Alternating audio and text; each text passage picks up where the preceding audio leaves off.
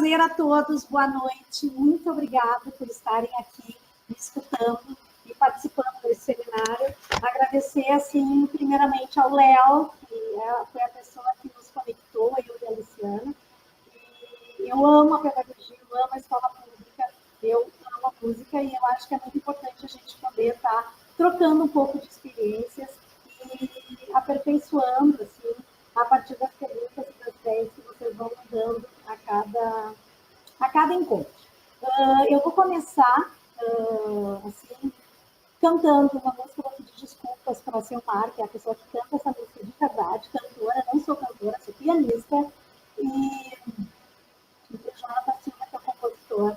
E eu vou começar, então, cantando. Se o mundo ficar pesado, eu vou pedir emprestado a palavra poesia.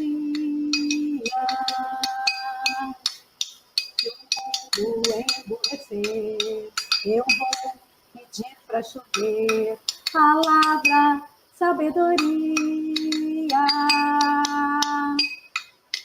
Se acontecer afinal de entrar em nosso quintal a palavra tirania,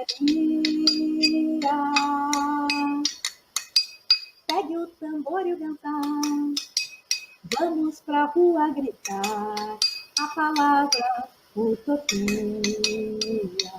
poesia.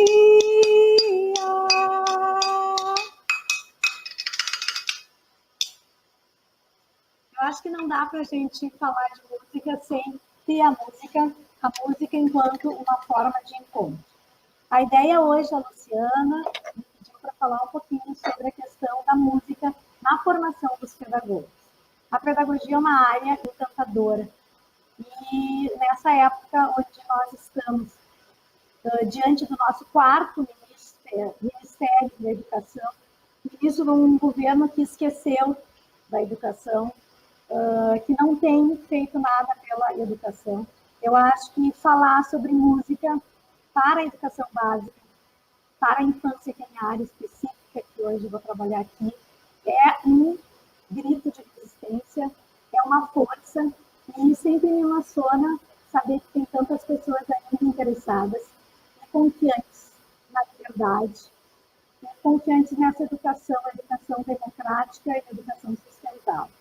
Então, eu quero agradecer, eu já vi muitas pessoas conhecidas aqui, a presença desses coletivos todos que têm me ajudado a aproximar interrogações sobre a educação musical dentro da pedagogia e sobre a educação musical conosco, que somos músicos e que eu trabalho na Faculdade de Educação, no curso de Pedagogia, formando, então, pedagogos para trabalhar com isso.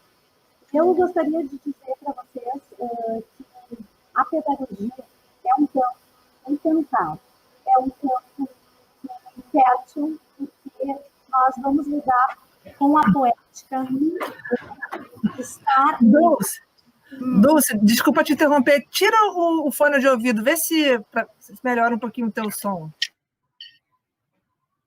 Agora você cortou o áudio totalmente. Melhorou o som? Agora acho que sim. Vamos ver. Qualquer coisa eu te falo. Vê aí. Tá bom o som? Melhorou assim? Melhor. Se quer testar o outro, para aí, vamos ver se não é melhor o outro. Desculpe, pessoal. Nossa, estava bom o som antes, né? Assim não fica melhor, Lu? Fica melhor assim? Deixa eu ver, fala um pouco. Oi, fica melhor assim, esse som? Muito melhor. Agora sim. Ai, que pena que deu errado. A gente estava tanto tempo se preparando aqui. Mas deu para ouvir, tá? Deu para ouvir sim. Bom, então, assim, eu acho que voltando ao que eu estava falando sobre a educação musical, eu acho que ela sempre vai tensionar o debate da pedagogia em torno dessa formação inicial e formação continuada.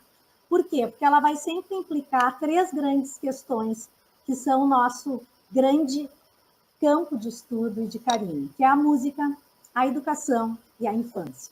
E quando a gente está pensando nesses três grandes campos, que são sempre imbricados e relacionados, a gente vai dizer que a docência ela vai ter uma tarefa, a tarefa de reunir esforços para tomar decisões. E isso é um tema vulnerável de muitos conflitos e muitas contradições. Por um lado, a gente vai ter, então, a música entendida enquanto essa subjetividade individual e real de uma experiência dos sentidos, do sensível, dos sentidos, mas que pode parecer inútil aos tempos da competência que está pautada justamente num domínio técnico, instrumentar ou disciplinar. Por outro lado, a música também pode ser entendida como na formação inicial e continuada do pedagogo, como resultados mensuráveis, né? Que está centrada nesse acúmulo de informações. E eu acho que, nesse sentido, nós temos esquecidos que desafiar o raciocínio, desafiar a razão, não significa abandonar as provocações da imaginação, as provocações deste corpo operante que entra em linguagem para inaugurar sentidos. Sentidos que tornam a pedagogia esse gesto poético de estar em linguagem. Esses estudos a gente tem feito junto com a professora Sandra Richter, da Universidade, da Unisc, aqui da cidade de Santa Cruz do Sul, e junto com a professora Ângela Prokofiev. E nós temos pensado, então, na pedagogia como esse gesto poético e de entrar em linguagem. Um gesto que é sempre uma necessidade de um corpo que está no mundo, está nesse mundo e pela convivência com o real, com o comum, com o universal, inaugura sentidos. Inaugura sentidos que são sempre devires, que são sempre improvisados, mas que tocam o som do sentido.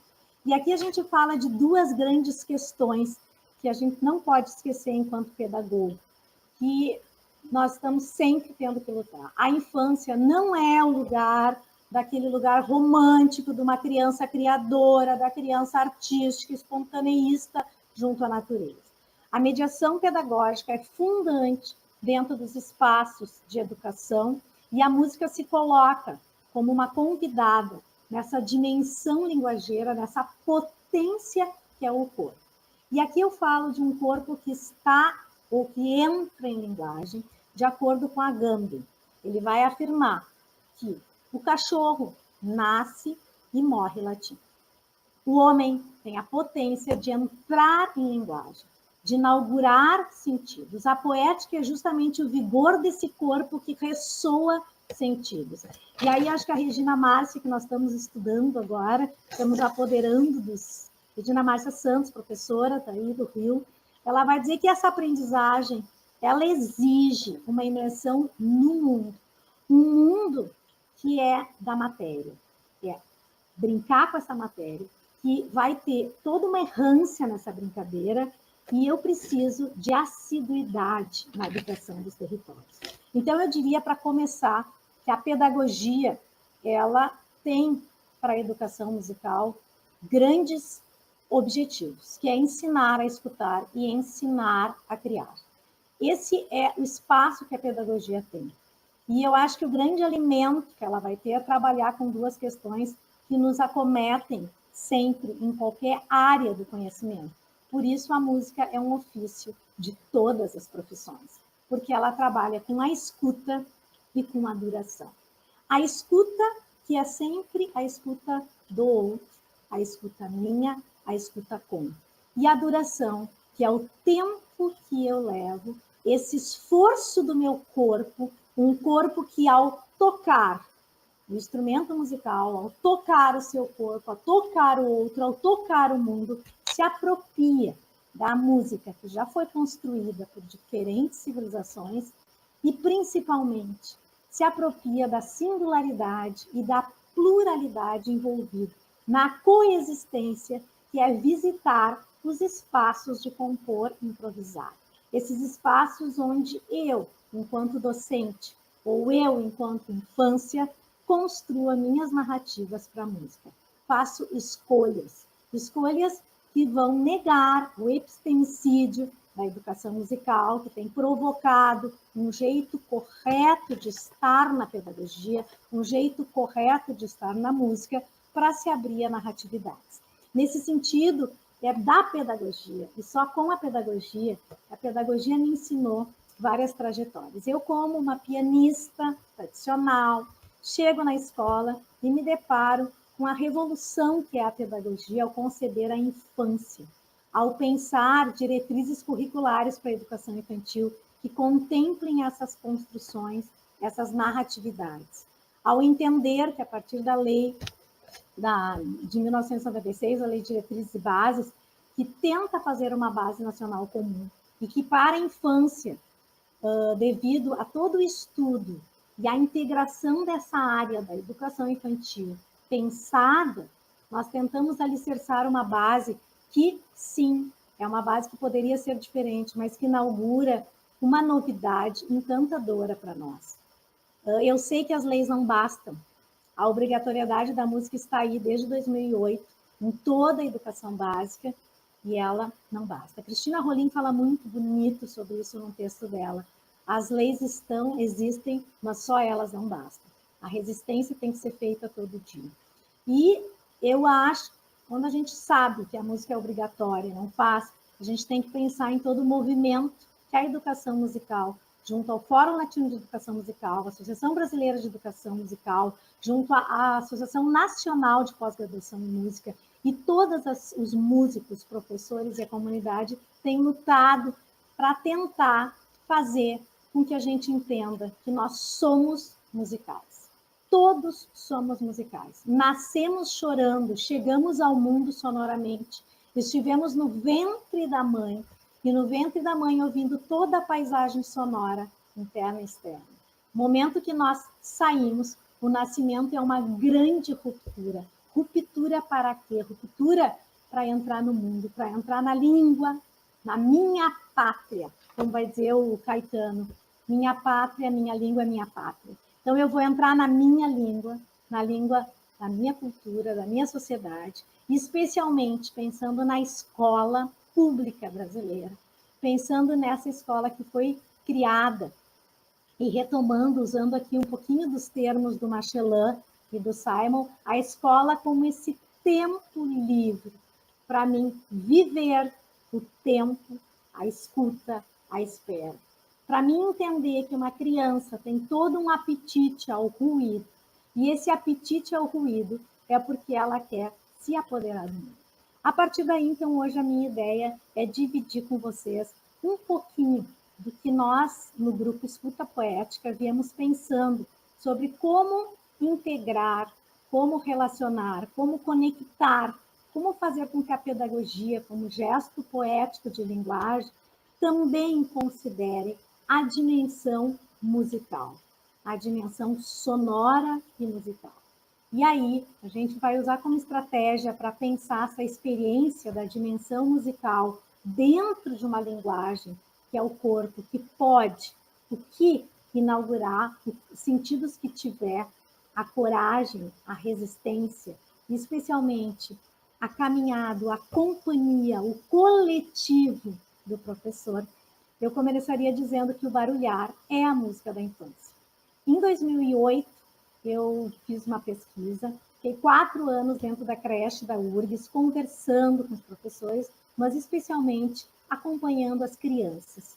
Eu achava que as crianças eram muito criadoras, eram muito interessantes, inventavam muitas músicas, e depois desses 4 anos, o que eu entendi é que as crianças queriam escutar o mundo.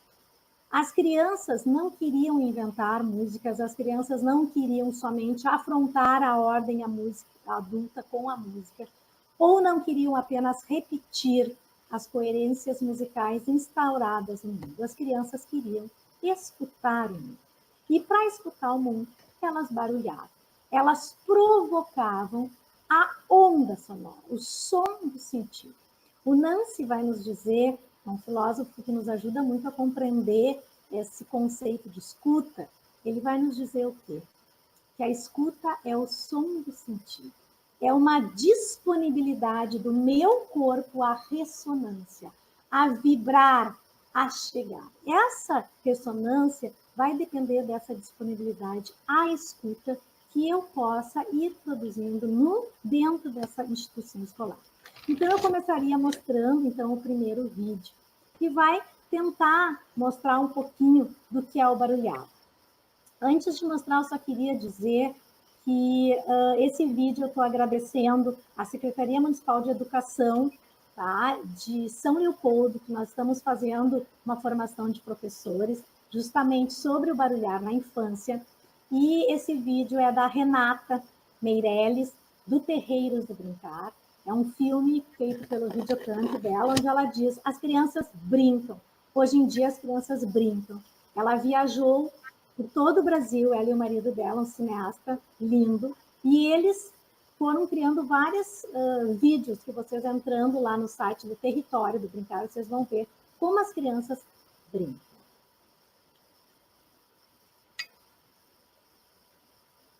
Terreiros do Brincar.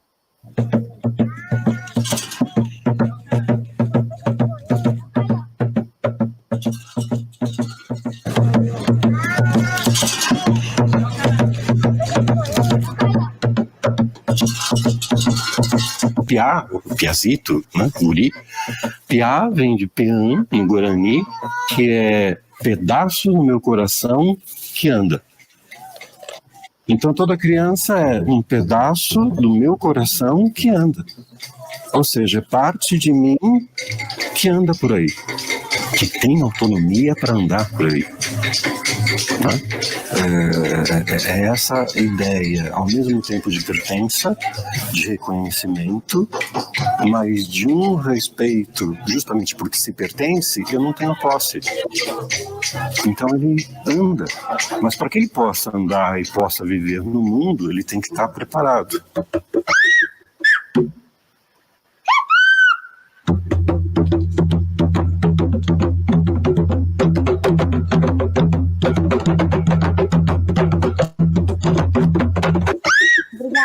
Obrigado, Lu. Eu quero dizer que esse vídeo foi editado, não sei se está dando para ouvir, esse vídeo foi editado pela Sandra Rô, tá? Eu chamo Sandra Rô porque ela faz muito rápido as edições, lá da Secretaria Municipal de Educação de São Leopoldo, então meu agradecimento. Esse é um pedacinho de um filme chamado Terreiros do Brincar. Vocês viram ali, na verdade, não sei se deu para ver bem, aqui na minha tela não saiu bem, mas o que eu gostaria que vocês tivessem visto era como essa conexão acontece. As crianças, em nenhum momento, tinham um adulto ensaiando as crianças. Vocês podem ver, eles estão ali tocando, então, um tambor de crioula, que é um tambor típico lá do Maranhão, mas eu me lembrei muito do nosso tambor aqui do Sul, porque aqui no Sul, criança é chamado piá, que em Guarani quer dizer pedaço do meu coração que anda. Quem me ensinou isso foi a Renata Meirelles, quando eu assisti esse filme que eles produziram, contando das crianças. E eu adorei saber que na minha terra, a gente tem um grupo aqui na universidade, um grupo que se chama piá, justamente, porque quer dizer pedaço do meu coração que anda, e quer dizer criança aqui no Sul, assim como tchê e bá, que é aqui do Sul também. Então, a gente chama as crianças de piá, né? Uma das formas de chamar as crianças. E é muito importante quando a gente assiste o vídeo, não sei se deu para ver bem o vídeo todo. Eu não sei se eu consegui ver bem, Dulce, consegui ver bem. Às vezes falhava um pouquinho o áudio, mas nada que comprometesse, não. Tá, porque a grande questão, assim, por que eu escolhi, eu coloquei vários barulhares durante a minha pesquisa, mas eu acho que esse tem uma questão, assim, de ser muito bem gravado e de a gente entender a sintonia. Vocês viram que tem um menino que está no meio com o seu tambor e que ele vai tocando tutum, tutum. E tem um grande, que já toca bem melhor, está tocando num tambor feito com cano, né? E o outro, de 1 ano, que chega. E o que é o barulhar, o brincar com sons? É essa música em estado de encontro, onde eu não vou marcar um encontro, não está marcado no cronômetro, nem no metrônomo, mas é um encontro que se faz na parceria, na coexistência, em querer estar junto, tocando. Então, o do meio começa tocando, o pequeno de 1 ano continua, o outro vai, E vocês observam como a criança menor, ela é que mais escuta do grupo. E às vezes nas reuniões de professores, os professores têm um pouco de medo. O que eu vou dar para menos de 1 ano? Eles não podem... Não, são os que mais escutam. Porque nós estamos no mundo e queremos conhecer esse mundo. E nós conhecemos esse mundo pela escuta. Então, o barulhar é brincar com sons. E eu posso brincar encarando vários riscos. Eu vou pedir para a Luciana colocar para nós aqui, quando eu estou brincando com sons, eu posso repetir uma coerência musical que tem no mundo. Vai lá, Lu. Felicidade foi simbólica, saudade do meu peito aí. Demole, por isso que eu gosto de falar, porque sei que é falsidade, não. Obrigado, Lu. Essa é a Yasmin, da Escola Municipal de Educação Infantil, aqui de Porto Alegre, Vila Nova, São Carlos, e é um projeto da nossa pesquisadora Milene Compagnon, que faz parte da Secretaria Municipal de Educação de Porto Alegre e que faz parte do nosso grupo também. Então, o que eu tô, quando a gente ouve Felicidade, foi-se embora, uma música também aqui do nosso querido Lupicínio, que compunha apenas com uma caixinha de fósforo na sua mão, assim como eu entrei com a minha canequinha aqui para me acompanhar.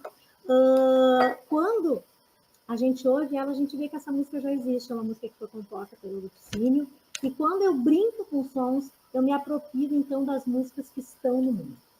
Eu posso ter 3 riscos. O primeiro risco é eu entrar em conexão com o outro, como a gente viu, inventando espaços de compor e improvisar, como a gente viu no vídeo, onde aquela música só vai acontecer ali naquele momento. As crianças não são artistas, as crianças não vão fazer show, elas estão vivendo o exercício de ensaiar encontros com as sonoridades.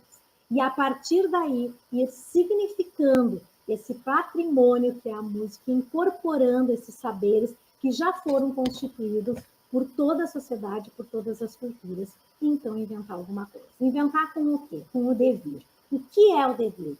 É o som, o ruído e o silêncio, que ainda não foram organizados como música. Onde mora o som, o ruído e o silêncio? Em qualquer lugar, porque ele mora na paisagem sonora. Ele pode morar no meu corpo, que percute, ele pode morar num instrumento musical, e aqui eu tenho, então, uma bolinha feita pela minha querida Eliane, lá de Torres, muito obrigada, do grupo Percursos, onde ela fez várias bolinhas para trabalhar com os bebês, dentro ela botou um pouquinho de arroz e com lã específica para criança pequena. Ela fez também umas bolinhas, são bolinhas que não tem nada, que é só o silêncio. E eu acho que é muito importante a gente entender que quando o segundo grande risco é esse, eu ouvir o som e eu querer me relacionar com esse som. Apenas me lançar a sensibilidade de soar, deixar o som reverberando. E a gente pode ouvir o próximo áudio, que é um áudio que vocês vão ver que esses áudios estão mal gravados, porque são dentro da escola mesmo, que se chama Carnaval. O carnaval é muito bom. O carnaval a gente aproveita. O carnaval a gente é muito feliz. Carnaval é bom. Carnaval tem noção. Carnaval tem dia, né? Carnaval tem dia, né? Obrigada.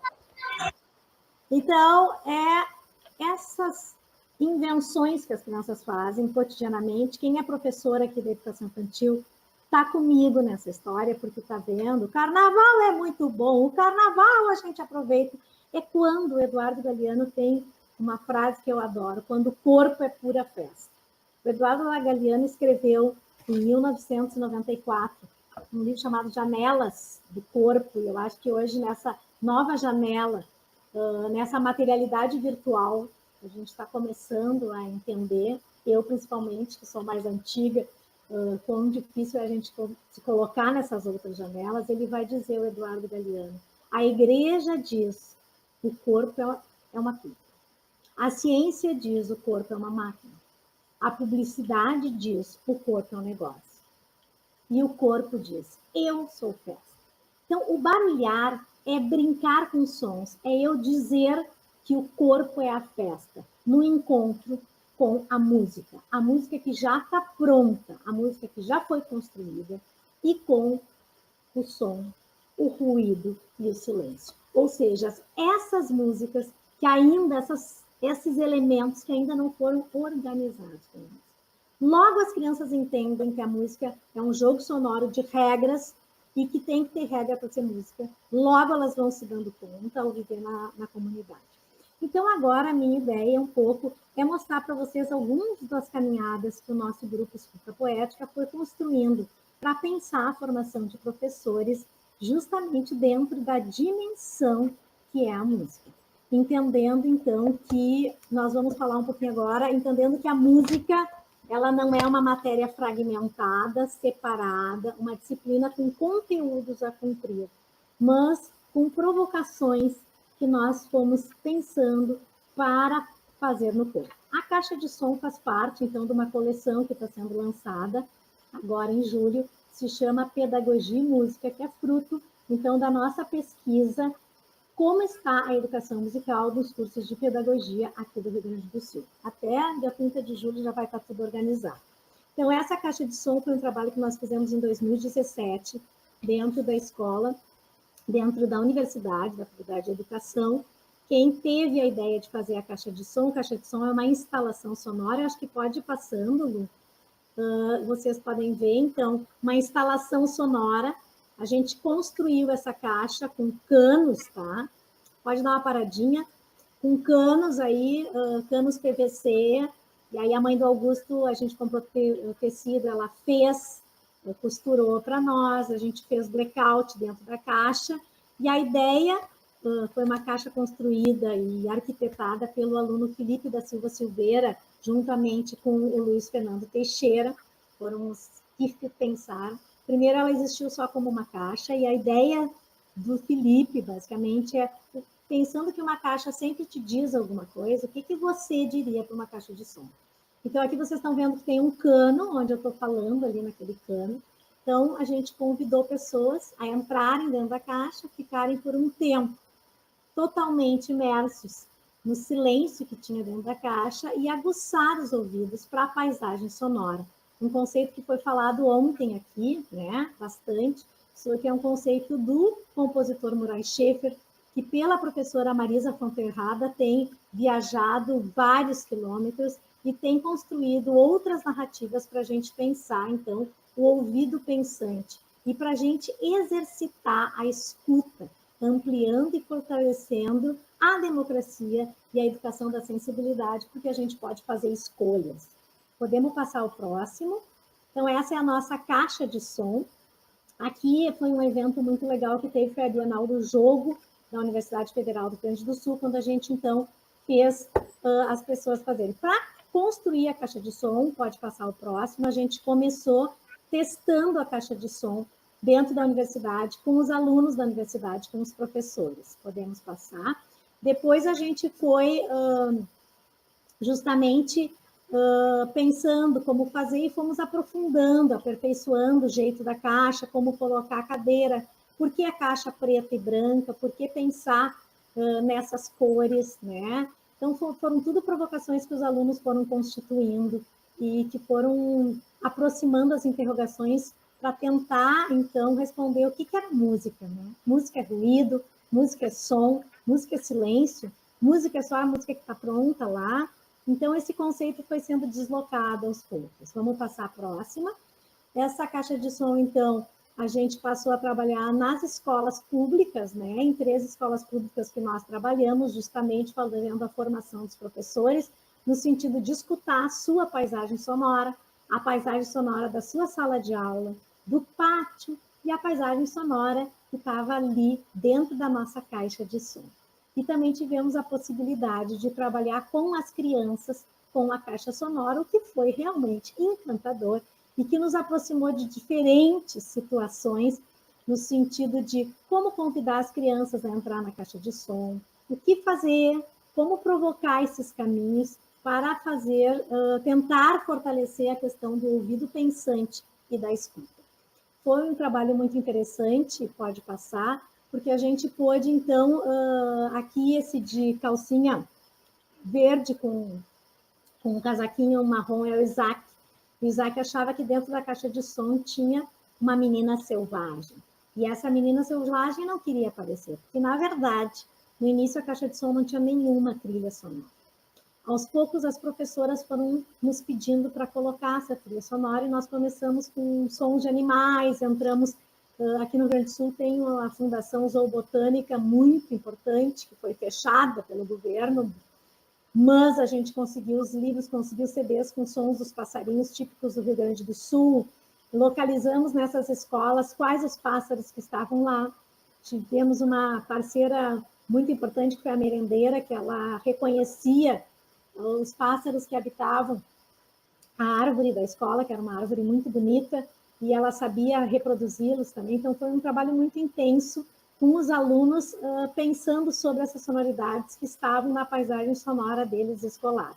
E tudo que essas crianças provocaram. Então, a gente também foi criando, pode passar, uma trilha sonora para essa caixa de som, que está na nossa coleção Pedagogia e Música, e nessa coleção, então, aí sim, a gente acabou colocando trilhas sonoras, músicas que as crianças inventaram conosco, músicas que os pais nos brindaram, músicas que os alunos compuseram.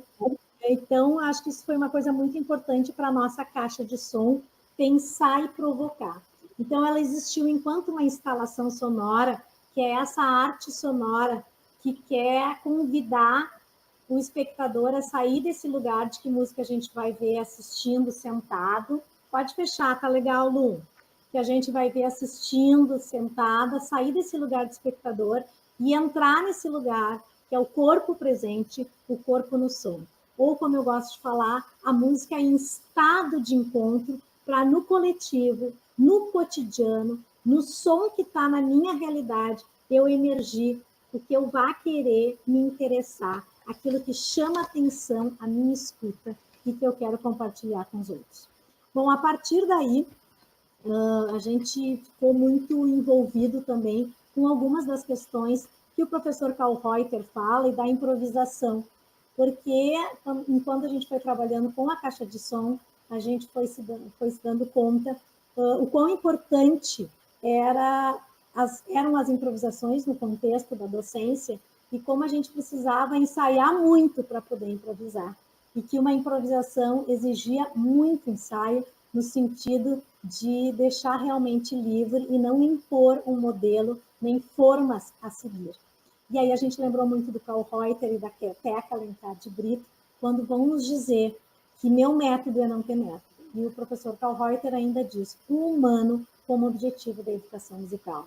Um humano que só é um com os outros, no coletivo, cotidiano, coexistência da sala de aula. E aí, então, eu acho que a gente pode mostrar um pouquinho os libretos de criação. Os libretos de criação, na verdade, a gente começou a pensar em algumas materialidades para usar na sala de aula, para desafiar, então, esse tocar, né? Tocar o corpo, tocar a paisagem sonora, tocar as materialidades do mundo. Pensando que a infância passa muito rápido, a gente cresce. Então, quando eu tenho 2 anos, eu vou poder ouvir um som embaixo da mesa, que quando eu tenho 55, eu já não tenho mais essa condição. Eu já tenho uma outra escuta. Esses libretos de criação, eu tenho a sorte de ter no nosso grupo de pesquisa o Augusto Vargas, que ele é das artes plásticas e ele ama a parte de fazer, construir instrumentos. Então, nós vamos passando alguns estudos e exercícios que ele foi fazendo para inventar materialidades. Esse é o Pinga-Pinga, as crianças amam o Pinga-Pinga, depois vocês vão ver ele ao vivo. Então, inicialmente, o Augusto, junto com o grupo, foi inventando materialidades para provocar a escuta. Podemos passar ao próximo. Então, aqui são alguns esboços de exercícios de alguns instrumentos, pode ser o próximo, esse é o Tanã, que é uma versão diferente do brinquedo. Esse aqui é o baldocelo, podemos passar, que é um balde muito grande. Esse aí é uma arara, que a gente fez um paneleiro na escola da Milene. Várias escolas a gente criou um paneleiro. E podemos passar ao próximo. Esse nós não fizemos ainda o pisano, mas está em projeto. Vamos ver, né? Augusto vai seguindo. Esse é o alto som. Então, o Augusto foi pensando junto com o nosso grupo de pesquisa, foi desenhando, foi conhecendo cartografias sonoras, foi se inspirando em alguns outros compositores que foram criando materialidades. A gente tem no Brasil diferentes grupos, né? Em Minas a gente tem, podemos passar o próximo. Esse é o Lá Tambor, tá? Que eu tenho aqui na mão. É uma latinha mesmo, uma latinha. Deixa eu ver a câmera aqui se eu consigo. Uma latinha. Ai, meu Deus. Uma latinha para cá. Desculpem, gente. É uma lata mesmo. A gente pega uma garrafa PET, tá? Uma garrafa PET. E a gente coloca um secador e corta a garrafa PET e a lata funciona como tambor. Esse lá tambor a gente construímos muitos em séries e todas as escolas que a gente trabalhou ali tá o lá tambor. No libreto de criação, hoje nós não vamos ver, mas aqui vocês vão tocar um play, vocês vão ouvir, então, os sons. O Augusto fez com cano, o Augusto fez alguns projetos com a latinha, fez também de cerâmica, que ele faz cerâmica. Aqui nós temos o erhu, que é um instrumento que nos ajudou demais com as crianças, porque ele vai trabalhar justamente com essa lata do tambor, mas a criança vai poder ficar no chão. E aqui a criança bota o ouvido e escuta, né? Então, assim, pela foto lá, vocês podem ver no PowerPoint, tem vários ali. As crianças, essa questão do instrumento de corda, de cair no chão, então é uma lata, não tem problema. A gente toca, ela pode tocar com arco, pode tocar com a mão. Então, esse erhu foi realmente grande sucesso, porque as crianças podem caminhar com essa materialidade sonora e com essa materialidade e constituindo conversações. E aqui eu acho que é muito importante lembrar o John Cage. O John Cage vai dizer que as conversações não é uma conversa em que eu tenho que escutar o outro, mas é quando eu me coloco, quando eu me viro para lá e eu me viro para cá. E a partir do virar-se, eu me coloco com o outro, na escuta do outro. Eu acho que isso foi muito importante para nós. Nós lemos vários textos quando o John Cage ele começa a brincar com as palavras e dá um outro lugar para as palavras. E nós fomos brincando, então, com as materialidades sonoras, provocando a nossa escuta enquanto pedagogos, para buscar o som que nós queríamos naquele momento com aquela materialidade. Pode passar o próximo. Aqui está o pinga-pinga com as crianças, tá? Tem uma foto do pinga-pinga com as crianças. E aí algumas crianças gostavam de botar o banco para ouvir, porque se tu ouvir em cima, ouvir embaixo, o som era diferente. Aqui tem uma garrafa de refrigerante que está cheia de água e tem um recipiente ali dentro que vai pingando. Depois lá vocês podem entrar, nós temos um Instagram que se chama Escuta Poética, e nesse Instagram tem a coleção Pedagogia e Música. E nessa coleção vocês vão poder ver todos esses vídeos com as informações de como fazer o pinga-pinga, que é a criação do nosso querido Augusto, que é esse que está aqui na tela. Pode passar o próximo. Aqui os casus, que eu acho que todo mundo já conhece, passamos. Aqui tem o sax canudo, esse é o grande sucesso do Augusto. Fazer saxofone com canudinhos é maravilhoso, o som é ótimo. Passamos adiante. Aqui os conduítes, eu acho que todo mundo usa bastante, né? E a gente brincou com esses conduítes com as professoras, então vocês podem ver no pátio. Então, essas materialidades sonoras, acho que são importantes a gente ter materialidades que possam justamente desafiar as crianças a pensar, né? Tudo que pode um cano, pode continuar. Aqui também a gente pegou as bombonas d'água, tá? E essas bombonas a gente trabalhou enquanto tambores, assim como aqui, lá na escola tinha essas lixeiras ali, que o Augusto está sentado, e a gente fez várias atividades usando essas lixeiras como tambor. Não é a mesma coisa que um tambor de couro, tá? Pode passar adiante. Mas ela serve. Nós trabalhamos também com as coleções, né? Principalmente na infância, que a gente estuda o brincar heurístico, a importância das coleções, né? Então, nós estamos pensando aqui, são cápsulas de café, tá? Que a gente organiza e elas têm um som lindo. A gente fez muitas histórias com esses sons e criamos muitas músicas também, só com as cápsulas sonoras, pensando nesse trabalho com as crianças. Vamos mais um pouco. Aqui a gente teve um grupo que trabalhou muito com bolinha. Ali são aquelas bolinhas de desodorante, que tem uma sonoridade especialíssima. As crianças gostaram muito do som desta bolinha, o som da bolinha de gude, que está dentro da caixa da cesta, porque senão eles engolem. E pensar na bolinha de ping-pong. A gente trabalhou com as bolas. Teve um projeto que a gente fez, chamava Buracos do Mundo. E nesses buracos do mundo, a gente trabalhou, então, com essas bolas todas do mundo, desde o vulcão até a bola que tem na rosquinha, que a mãe veio fazer para a gente. Então, acho que foi um projeto muito bonito e que a sonoridade esteve sempre muito presente. E essas bolinhas aqui nós temos no galpão de reciclagem em Porto Alegre, a disponibilidade. Então, a gente ganha, assim, ó, muitas bolinhas. Então, essa questão de nós ter quantidade para trabalhar com as crianças foi muito importante também. Passamos adiante. Aqui tem os recos, eu amo os recos, né? Os recos são, tu abrir e fechar o reco dá um som, conforme o tamanho que é o reco. Então, eu estou provocando a escuta aos ruídos do mundo. Há ruídos que eu já conheço, há ruídos que eu vou conhecer, pode passar o próximo. Há ruídos que estão comigo, que a minha mãe é costureira, ou há ruídos que estão na natureza, como aqui, nessas sementes, ou como os próximos que a gente vai passando. Então, a ideia toda desses libretos de criação é encontrar os professores, pode passando, e com os professores a gente ir tendo outras ideias para compor. Eu acho importante destacar que o Augusto coloca aqui na última lâmina que ele fez, ele coloca as inspirações. Que esse trabalho nunca é sozinho. Eu sempre me inspiro em alguém. E a ideia das inspirações para nós é alguma coisa muito importante no grupo, que a gente compreende que a composição, ela não vem do nada, ela vem do que eu fui vivendo com o meu corpo, do esforço e da assiduidade que eu tive, e principalmente das minhas paixões. Eu sou apaixonada pela escola pública, eu sou apaixonada pela educação, na pedagogia, e eu sou apaixonada pela música.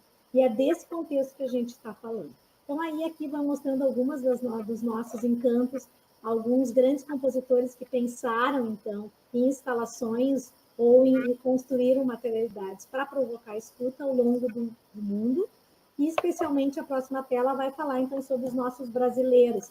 Eu acho muito importante a gente pensar no Acti, que foi um grupo que nos mobilizou muito, e o SESC, inclusive, Léo, o SESC fez 2 anos seguidos de oficinas ensinando a construir os instrumentos com Acti, foi muito interessante, podemos passar ao próximo, e nós estivemos trabalhando com os canos, e foi algo muito legal. A gente tem o Hermeto Pascoal, e a gente tem também aqui o Abel Sim, que é dos 5 Pedrinhas, que brinca muito com várias materialidades. E nós aqui em Porto Alegre, nós temos o Augusto Alves, que nos ajuda. Podemos passar o último e próximo, eu acho.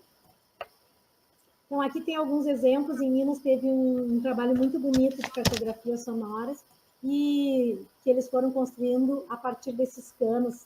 Aí, bota a tela em mim agora. Esses canos, né? Pensando toda a potência que tem nesse cano, o Augusto foi inventando formas da gente botar um balão aqui, soprar, o meu balão agora explodiu aqui, não vou poder soprar para vocês. Então, pensando esses canos. Então, assim, quando a gente vai habitar o território da escola, a gente pensa que essas materialidades são super importantes. Aqui, por exemplo, a gente tem um bonequinho, tá? Um porquinho de papelagem, tá? Ele foi feito com garrafa PET, tá? Aqui está o corpo dele. E o que é legal? Ele é o nosso ganzal, ó. A criança botou areia aqui dentro, areia lá do pátio, botou areia aqui dentro. Tem uns que botaram água, tem outros que não botaram nada. Então, a gente foi brincando e compondo espaços para pensar nessa materialidade sonora, tendo em vista que os professores nos perguntavam muito sobre essa materialidade. Eu compreendi que a gente tinha que dar respostas. Porque quando os professores nos provocam e nos interrogam, eu acho que nós temos que aproximar as respostas para juntos compor. Para mim, o corpo e a paisagem sonora já estava bem, mas os professores perguntaram, bom, e como a gente pode fazer as materialidades? E aí eu venho agora no próximo, que é o arte sonora, e que eu vou contar um pouquinho de uma coisa que me apaixona bastante, que é a professora Márcia Lag de Oliveira. A professora Márcia Lag de Oliveira, ela é coordenadora pedagógica, era coordenadora pedagógica, porque com todas as questões políticas aqui da Prefeitura de Porto Alegre, ela começou coordenadora pedagógica e acabou vice-diretora e coordenadora pedagógica. Ela fez um livro, tá, contando um pouquinho da experiência do nosso projeto de pesquisa no ano de 2017, dentro da escola dela, quando ela ainda tinha disponibilidade. A escola dela é uma escola pública municipal, chamada Escola Municipal de Educação Infantil Jardim Salomone. Nessa escola tem professor de música e tem os pedagogos. Tem uma sala de música que vocês vão ver que é linda, tem um pátio fantástico, aliás, 3 pátios maravilhosos, onde a gente pode explorar a paisagem sonora como ninguém. É uma escola pública. E eu acho que o que foi mais bonito foi porque nesse primeiro ano da pesquisa nós estávamos justamente provocando o que era música. E a Adriana foi tão feliz nas colocações que ela fez. Está dando bom som, Lu? A Adriana, na segunda-feira, nesse nosso encontro, que ela foi tão feliz. Ok, tá? Ok. Foi tão feliz a colocação que ela fez, que justamente ela foi falando, será que a gente vai ensinar só a escala musical? O que a gente vai ensinar em música? Será que a gente pode tirar esses crachazinhos, sair dessa disciplina fragmentada que a música tem que ensinar agudo e grave para crianças, pulsação, compasso binário, compasso ternário? O que é música? E com a sapiência e a beleza que a Márcia é da pedagoga, com o que os pedagogos têm para ensinar para nós músicos, que foi isso que me apaixonou pela pedagogia, foi justamente como os pedagogos conseguem nos ensinar. Ela foi provocar, então, o professor de música. O professor de música fez idiofones e fez um painel sonoro. E nesses idiofones, tu pode ir passando, eu vou falando e ela vai passando. Eles criaram isso, eles tiveram uma greve, então no verão tiveram que trabalhar, e eles resolveram, então, inventar esse painel sonoro e fazer idiofones, todos eles bem afinados. Esse é o professor Misael Jacobs, professor de música, excelente músico, um professor que faz a diferença nas escolas por onde passa e na abertura que tem ao discurso e fazer pontes, mas especialmente nessa questão de convivência, de ouvir os pedagogos, estar com os pedagogos, nas interrogações que só a pedagogia nos ajuda a enxergar.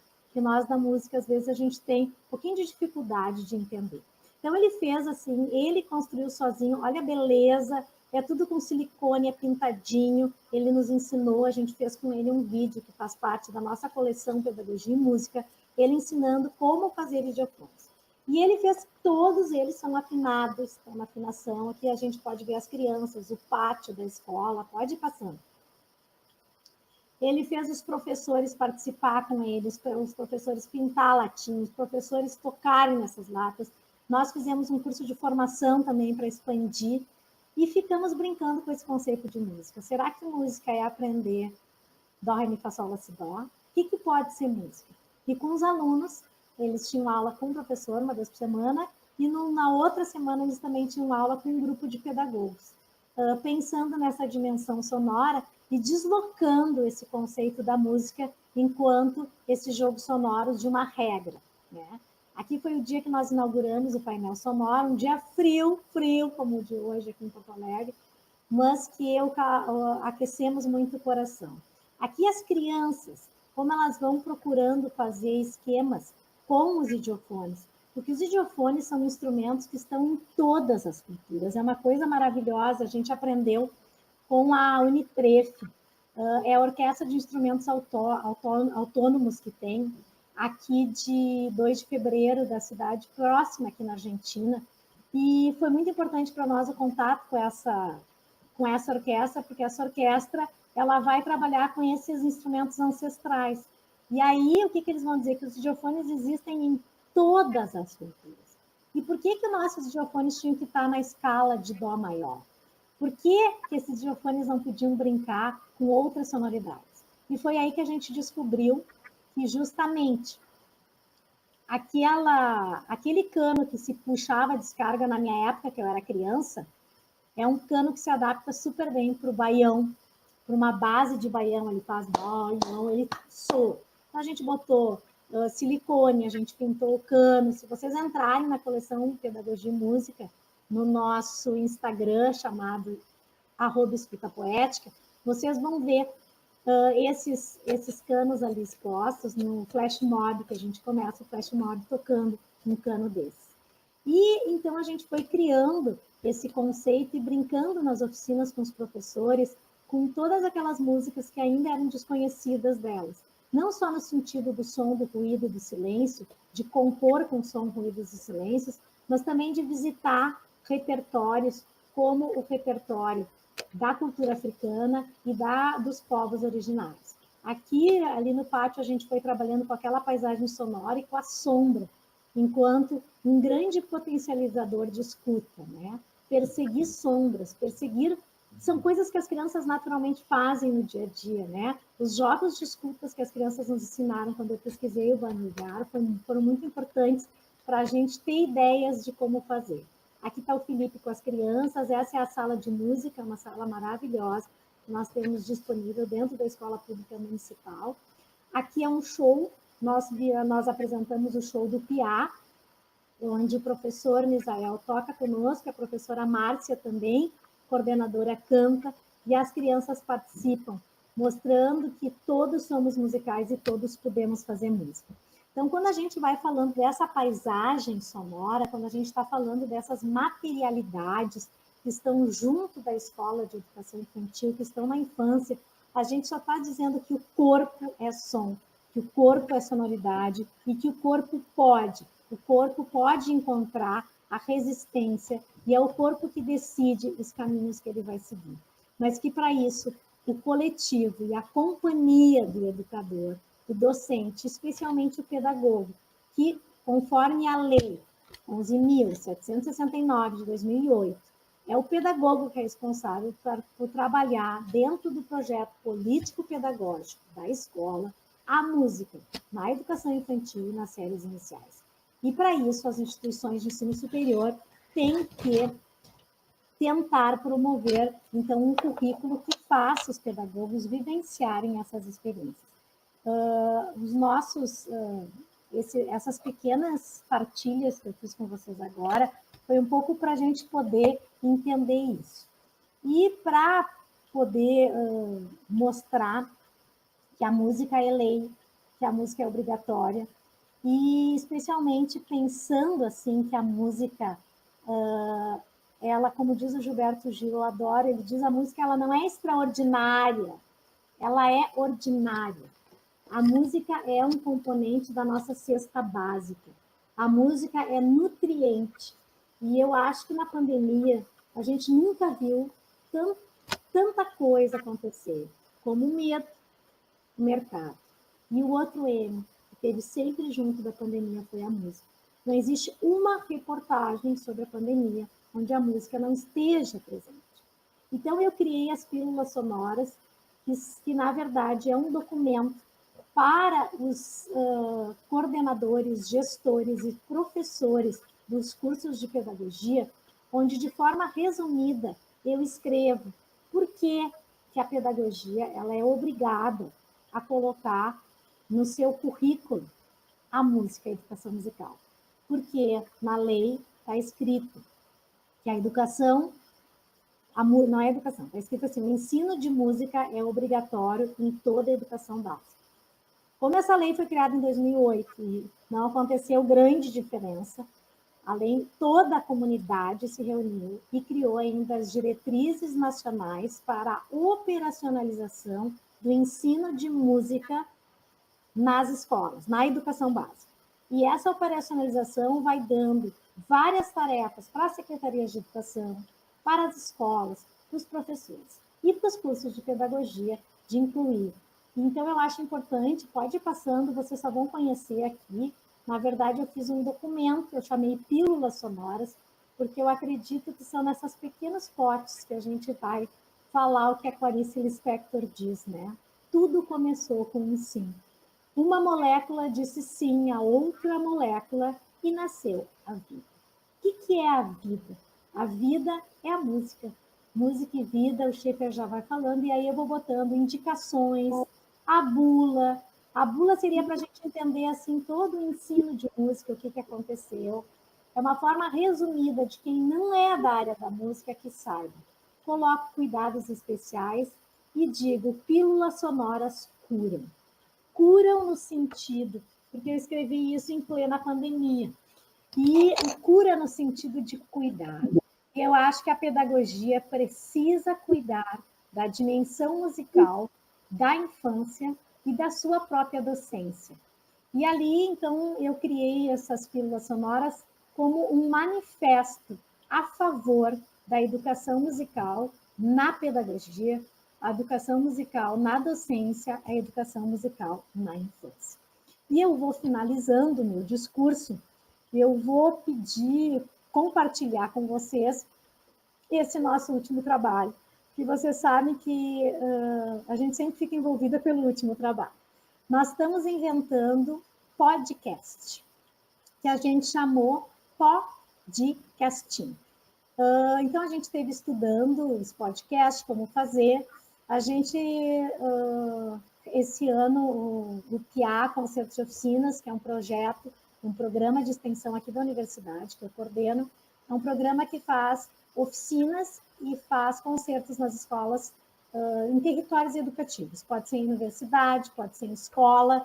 Na verdade, territórios educativos, inclusive em centros culturais, nós já fizemos, com cinema também fizemos, onde a gente queira fazer parcerias e queira aprender e aproximar as interrogações para tentar entender como a gente pode fazer que a música e a pedagogia, da pedagogia e da música, partam, então, as narrativas singulares para a gente poder dizer por que música na escola? Para que música na escola? Eu diria que eu compreendo que a música na escola existe para ensinar o valor pedagógico da imaginação. A imaginação que, pela improvisação, pela composição e pela interpretação, tocam o mundo, tocam o outro e tocam cada um de nós. Então, esse podcast aí, a gente está fazendo vários, tá? A gente está, na verdade, trabalhando com um podcast que é um chorinho, tipo no fubá. Meus alunos estão me dando o desafio de voltar a tocar. Eu tenho que tocar até essa semana no metrô 95, a recém estou no 80, tem que correr.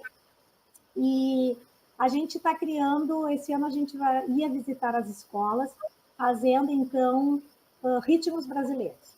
Então, a gente está estudando o choro, e a gente sempre vai colocar um ritmo brasileiro, uma composição que as crianças fizeram conosco na oficina, ou que os professores fizeram, e também vamos trazer algumas questões da nossa casa. A nossa casa é a FACED, a casa que a gente habita é a Faculdade de Educação. E nós temos a sorte de morar numa casa que é muito rica de músicas. No térreo, a gente tem o seu Nelson, que é o porteiro, que é um sambista maravilhoso e que está gravando uns sambas para nós de raiz, e que tem nos ensinado muito como tocar esse tambor do samba de raiz aqui de Porto Alegre. No nono andar, que é o último andar da faculdade, a gente tem um cantor bastante famoso, que é o Dudu Sperb, que lançou o último CD com o Guingo, e que compôs uma música para a pandemia também, muito interessante, sobre esse nosso poder de educador da resistência. E pelo meio da FACED está o PIA, tá a gente, está todas as pessoas, os brincantes e cantantes, que são esses pedagogos, que tentam colocar a música em estado de encontro. E lá tem várias facções, a gente tem funk, a gente tem slam, a gente tem rap, e a gente vai estar colocando, então, no nosso Instagram. Agora, no final de julho, a gente vai estar lançando, Instagram não, no podcasting, a gente vai estar lançando, então, a Casa FACED, e depois a casa indo habitar esses territórios educativos com os ritmos brasileiros. Eu vou botar para vocês aqui uma dos nossos trabalhos dentro da oficina de música com as crianças pequenas, que foi o trabalho de composição de uma música que é Os Dentes. Então, tinha uma menina de 4 anos, né? Basicamente é da Laura e da Natália, essa composição, mas é um grupo de 8 crianças que acabaram compondo. E a mãe da Natália estava grávida e a Natália estava acabadíssima, porque ela ia deixar de ser a princesa da casa e ia nascer um irmão. E aí ela diz, meu irmão vai nascer ascendente. Aí outra diz, o meu já tem 3. E a partir daí começa essa música contando. O meu mano vai nascer ascendente, o meu já tem 3. E tudo que as crianças vão pensando. Essa música foi composta dentro da oficina de música. Foram 10 encontros e no último encontro a gente tentou fechar e fez essa gravação. Todas as gravações aqui são caseiras. Todo o trabalho aqui é feito com o celular que a gente tem na mão na sala de aula. O objetivo não é gravar CD, é entender que essa música ela é descartável, ela existe para provar que todos somos musicais e que os corpos, ao colocar os corpos nos sons, eu vou entendendo que o devir, que é essa música que ainda não foi inventada, ela mora nesses repertórios que a gente vive com as crianças na sala de aula. Muito obrigada pela escuta de vocês. Nós que fizemos!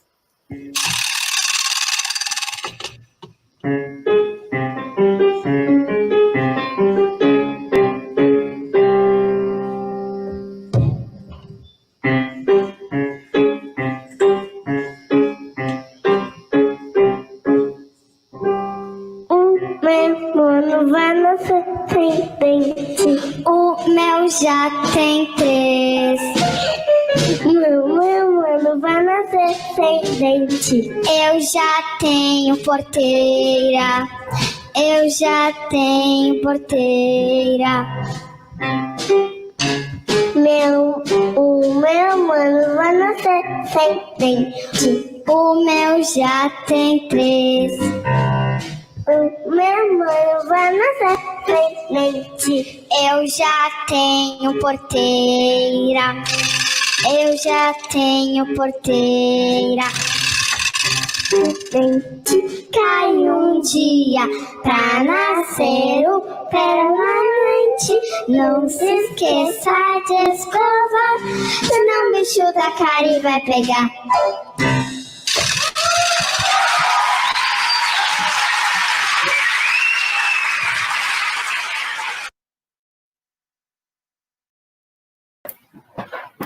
Dulce, Marta, esses aplausos foram todos para você. Nossa, foi uma coisa muito, muito bacana que eu fui aqui anotando, assim, como a tua fala, parece que ela englobou tudo que a gente já vinha falando esses 2 dias e mais alguma coisa, né? Você fala da importância desse professor pesquisador, né? Que se desloca, que sai do seu lugar, né? Que pesquisa, das parcerias, a importância das parcerias, do brincar, né? As referências, né? Que a gente precisa ter, que a gente tem, que precisa ter, precisa, né? Mostrar. Eu achei tão lindo isso que você fez, mostrar suas referências, né? Que a gente não faz nada sozinho, né? Essa importância do trabalho coletivo. O que mais? As culturas silenciadas, a importância de que isso seja pautado na educação musical e na formação de professores, né? A importância da formação continuada, que é o que a gente está fazendo aqui, né? Então, os comentários das pessoas aqui no chat é muito isso, né? Que estou me reciclando, estou recebendo informações, estou sendo cutucada, estou sendo, né, estou ouvindo, né, as pessoas falando sobre o seu trabalho, como é importante essa troca, né? E o afeto, né? Porque eu acho que o tempo inteiro, né, o afeto ele está presente, né? E é muito nítido isso, né? Então, com isso, eu vou coletar aqui algumas perguntinhas do pessoal que está falando aqui no chat e vou passar a palavra para o Léo te cutucar e vou sair um pouquinho daqui. Tá bom. Aí, Léo, te cuida aí nas tuas cutucadas. Depois eu te pego, né? Depois eu te pego. Olha, para mim, Dulce, é um grande prazer te ouvir sempre, né? A gente teve a oportunidade de se conhecer trabalhando junto em 2014 lá em Santa Cruz do Sul, cidade totalmente alemã. Lá em Santa Cruz, eu e ele. O que foi muito legal. Lá no centrinho de Santa Cruz, né? E trabalhando com uma galera de professores pedagogos que atuavam na educação infantil das escolas do SESC, né? Por todo o estado, né? Então, assim, é muito legal ter esse reencontro, é muito bom trabalhar com você. Eu acho uma dimensão extremamente formativa e educativa para a gente estar do outro lado, né? Aqui não são algumas provocações, né, para a gente poder pensar, né? Acho que você trilha, né, esse exercício rizomático total, né, ao mesmo tempo também que você vai ali, vem aqui, né, vai em busca de processos, né, e ao mesmo tempo também traz essa conotação do que a Lu também de alguma forma já colocou, que é o lugar do professor pesquisador, o lugar do professor mediador de saberes e conhecimentos, ao mesmo tempo também produtor de outros novos saberes a partir dessas práticas que acontecem nesses cotidianos, desses espaços educativos, né? E aí, aqui, como a gente está conversando com um grupo, né, de pessoas que estão em formação ou são, ao mesmo tempo se interessam pelo campo da pedagogia e da pedagogia das práticas educativas, né?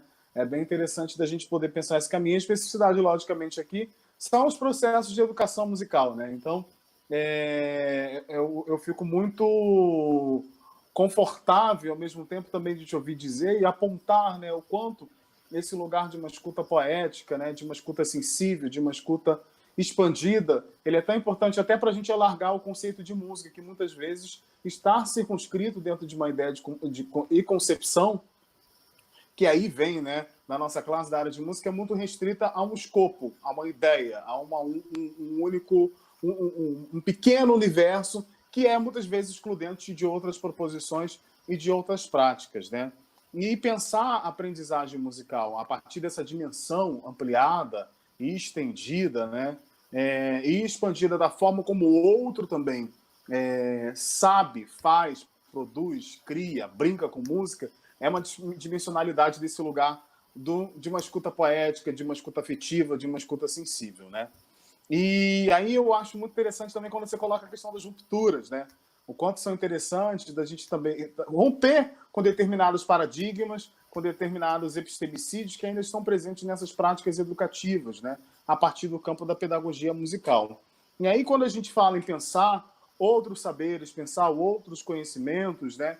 Logicamente, aqui você trouxe o Schaeffer, você trouxe o Kohreuter, dois grandes educadores musicais, mas eu mesmo trouxe diversos exemplos, né? Eu fiquei assim, me fez voltar ao meu lugar da sala de aula de educação básica, né? E dos projetos de mediação também que eu desenvolvo, que já desenvolvi, que pensa muito no lugar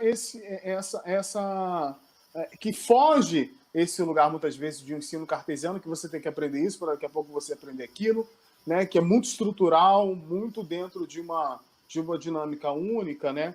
E que, volto a dizer, expande a ideia de música, né? E aí eu acho muito incrível, né? Acho que alguém colocou antes, você recoloca a questão, né? O que é música? E eu tento ampliar um pouco mais. O que são músicas? Porque se a gente pensa o lugar da diversidade, e aí essa já é uma questão. O que são músicas, né? É a primeira delas, já vem outras, né? Então, deixa eu responder essa aí. Na roda. Eu acho muito legal, primeiro, dizer assim, a Vanessa, que abre esse seminário, ela começa, né, a primeira frase dela, quando ela fala, essa pandemia, o que mais a gente ouviu foi música, e ela vai colocando o quanto os pedagogos são musicais, o quanto os pedagogos sabem música. Eu, assim, tenho o prazer de conviver com pedagogos que eu chego...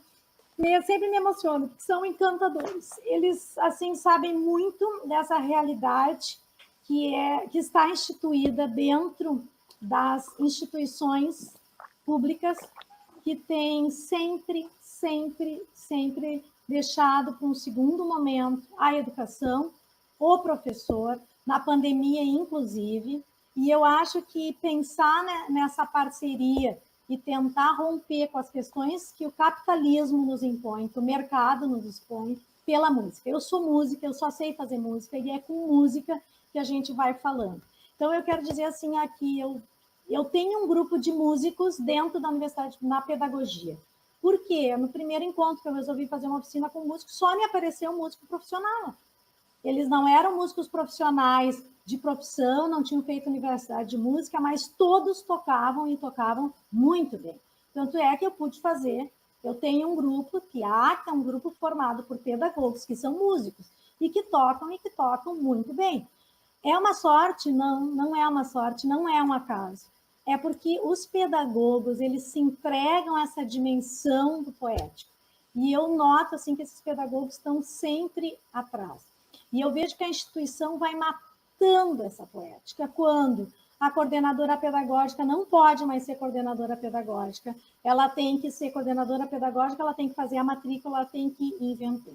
Então, eu acho que a primeira questão que o Léo me chama a atenção e me aproxima da interrogação é muito importante. Eu acredito que não é música no singular, música é um substantivo plural, todas as músicas da música. E eu acho que na sala de aula, o Schaeffer já perguntava, né, o que é música para ti, e eu vejo assim que cada lugar que a gente vai, a partir dessa singularidade, eu quero dividir a minha música contigo, e eu não vou ter preconceito, nem pré-conceito da tua música, é uma conexão muito grande. Quem me ensinou isso foram meus alunos da Cavalhada, porque eu, quando comecei a trabalhar na escola pública, aqui de Porto Alegre, eu trabalhava sempre em Montenegro, a realidade era totalmente diferente. Eles amavam Leandro e Leonardo, que eu odiava. Eles amavam toda a trilha sonora e eles estavam completamente órfãos do Leandro e Leonardo, porque o Leandro e Leonardo tinha saído da mídia. E a minha turma era apaixonada por essa música, e eu me lembro que eu ia de ônibus lá para Cavalhada, que é um bairro bem longe, eu ia ouvindo aquela música e tentando me apaixonar por aquela música. Que eu, em princípio, aquela coisa do ouvido, do músico, que o Léo tanto colocou, aquela coisa normativa da afinação, da falta daquele acorde menor numa cadência de dominante. Então, assim, aquela coisa toda. E foi muito legal para mim quando eu consegui me sentir bem fazendo o Leandro e Leonardo, que foi uma música que a gente fez, que acabou sendo uma música meio hino da escola. Eu fiz o Leandro e Leonardo, fiz um espetáculo só sobre isso, e fomos buscando essas raízes. E eu mesmo fui conhecendo várias músicas que eu jamais imaginei conhecer, da música sertaneja, que eram raízes que me diziam de uma África que estava aí, que tinha sido negada, nós, uma cultura branca aqui, de um índio que improvisa como ninguém, que quer que esse espírito possa acontecer. Então, ali eu acho que os meus alunos me ensinaram. E eu me lembro que eles diziam para mim assim, mas tu não é pianista, mas toca isso aí. Eu não sabia tocar bem aquilo. Eu tinha que me apropriar. Então, eu acho que, como diz o Guimarães Rosa, né? Um menino nasceu, o mundo tornou a começar. Eu amo a infância, porque a cada aula que a gente dá para eles nos interrogam como o Léo agora me provoca nessas interrogações, e que eu acho que o lindo dessas conversações são justamente esse espaço da interrogação e desse movimento que o Léo coordena no Brasil inteiro, que é um movimento de deslocar os conceitos para a música, para a dimensão criadora da poética, que para mim é improvisar, é eu criar o meu caminho. E é pequeno, é para mim ser feliz naquele meu momento. Amanhã eu posso pensar totalmente diferente e eu tenho esse direito, porque ao me apoderar da ciência, ao me apoderar de um mestre griot, ao me apoderar de alguma outra questão, eu me interrogo e eu posso errar, eu posso deixar de ser fragmentado no sentido de não ter que seguir o mestre. Mas eu não posso negar que todos nós carregamos várias figurinhas no nosso corpo que fazem sentido. Quando tu pergunta num curso para professores, que música é significativa? A gente se dá conta quão importantes são determinadas músicas na vida das pessoas, para compartilhar os afetos. E aqui não é afetação, é entender que a poética é justamente essa ressonância que me faz resistir ao Bolsonaro, que me faz resistir à escola pública, que me faz resistir à pedagogia, por achar que nós da pedagogia não sabemos nada, porque nós não sabemos português, nem matemática, nem música. Sim, a gente sabe a potência de um corpo que pode entrar e estar em linguagem, na linguagem que quiser. Nós estamos responsáveis pelos começos linguageiros que o Bachelard fala.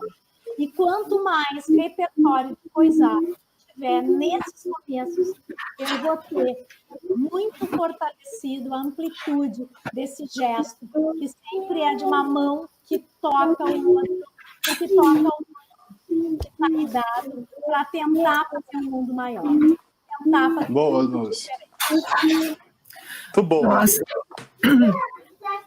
Pode falar, Léo. Dulce, eu tenho umas duas provocações, assim, né? Ai, eu amo, ó, pode... Tomara que eu Mas consiga. eu acho Porque que eu tem tava é muito assim, legal te ouvir, né? Assim, sempre, né?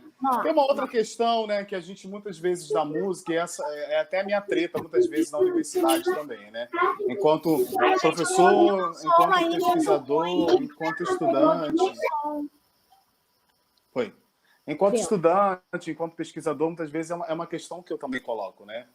Que eu acho que é legal aqui para essa turma toda de pedagogia e afins, né, que está aqui com a gente também, para a gente colocar, acho que você trouxe isso, né, mas eu queria recolocar de novo, né, esse lugar, né, de compreensão, né, que me grita aos ouvidos quando vem aqui lá, a música é uma linguagem. Não, a música possui linguagens, porque a gente lida com diferentes processos, a gente lida com diversas dinâmicas de aprendizagem, a gente lida com diversas dinâmicas de escutas, de poéticas, a gente lida, ao mesmo tempo, com processos de saberes outros, né? E é bem importante essa questão que eu coloco a partir desse lugar, né, que possui linguagens, aí fico pensando muito no real sentido das pedagogias do mundo, né?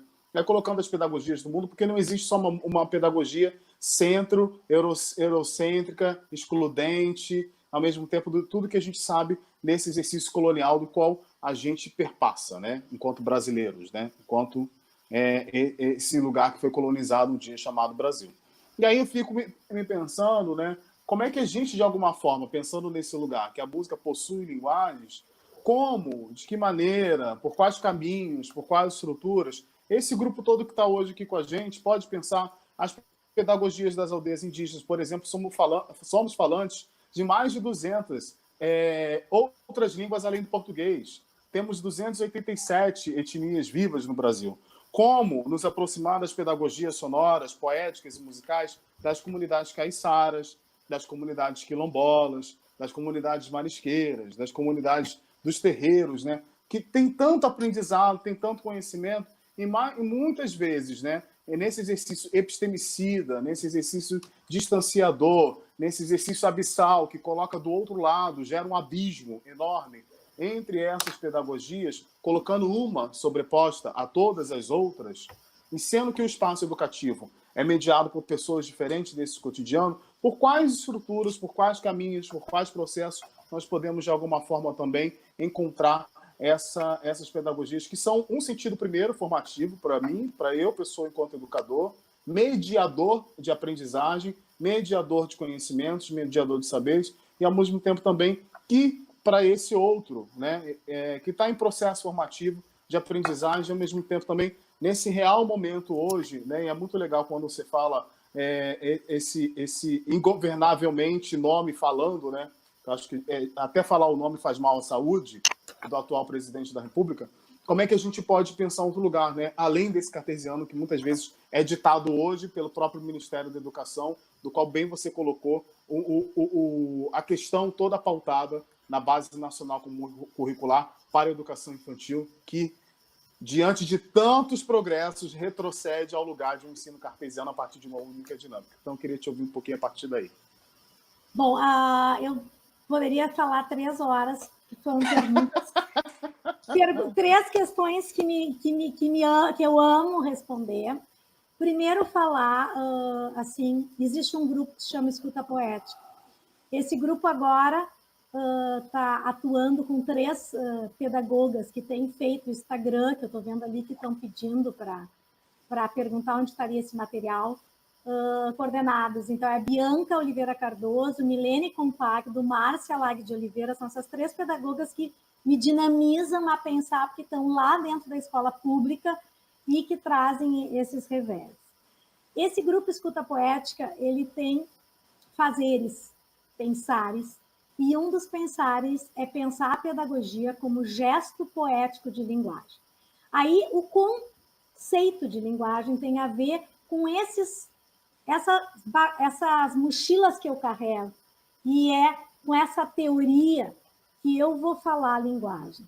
A linguagem não é a linguagem musical, não é a linguagem teatral, não é a linguagem das artes visuais, não é a linguagem dos conceitos étnico-raciais, não é todas essas discussões. A linguagem é o corpo no mundo. Esse conceito não é meu, é um conceito que vem da filosofia e desses estudos, a partir da fenomenologia, onde apoiado no Merleau-Ponty, que vai falar: eu sou um corpo encarnado, eu estou no mundo enquanto esse corpo potente. Ou com a fenomenologia da imaginação criadora, a partir de Bachelard, que vai falar dessas questões da terra, do tempo, da duração. É complexo, mas é pela filosofia e pela escuta do Nancy que eu vou respondendo o conceito de linguagem, que não quer fragmentar, mas quer sublinhar que a pedagogia é este espaço de abertura. E eu acho que quando tu fala da linguagem, a linguagem normativa não é essa linguagem, porque aí, nesse sentido, o que a gente coloca? Discurso sonoro é uma coisa, discurso musical é outra. E aí vem os grandes enfrentamentos, conflitos, tensões, que eu acho fantásticos para a gente crescer e evoluir. E eu vejo, assim, analisando os currículos dos cursos de pedagogia, como alguns colocam linguagem musical, discurso sonoro, várias palavras que têm a ver com épocas e com verdades daquelas épocas, e com jeitos de ser daquela época, e com formas que estavam servindo de deslocamento e resistência. Então, nesse sentido, eu acho que eu estou falando da linguagem enquanto a vida. O som é vida.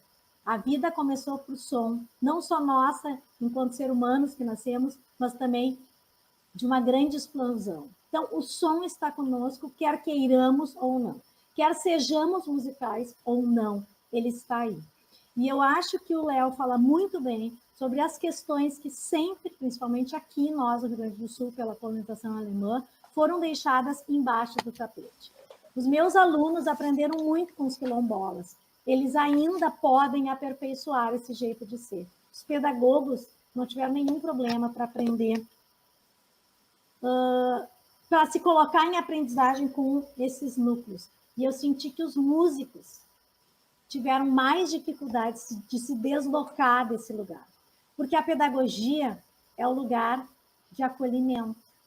E quando eu falo das pílulas sonoras curam, que a música cura, porque a música cuida. A música embala. A música cria presença e vínculo. E esse vínculo para dizer que eu posso cantar o meu orixá com as ganhateiras do Itapuã, eu posso cantar o meu orim dentro do meu terreiro ou fora do meu terreiro, com a mesma disposição e a mesma vertente, eu vou cantar uma música da nossa tradição.